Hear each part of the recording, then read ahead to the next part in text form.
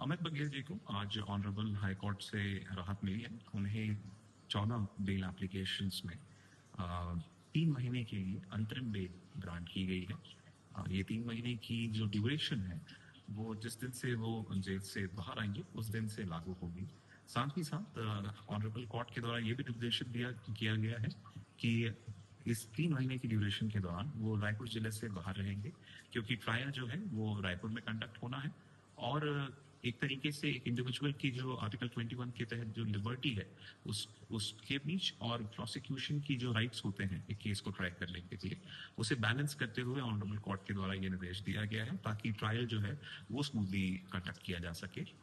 मामले की सुनवाई के दौरान उनके द्वारा ये भी हमने पक्ष रखा था कि वो ट्रायल में कोऑपरेट करने के लिए तैयार है और उनके द्वारा हर डेट पे उपस्थित रहा जाएगा ताकि वो ट्रायल में अपना कोऑपरेशन दिखा सके।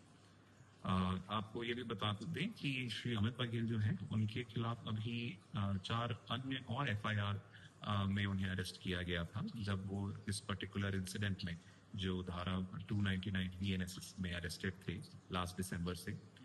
ये जो 4 नई अरेस्ट थी ये बड़ौदा बाजार आगजनी मामले से संबंधित थी और इसमें भी उनके द्वारा अभी हाईकोर्ट में उनकी बेल एप्लीकेशन लंबित है जिसकी सुनवाई 20 अप्रैल को होगी।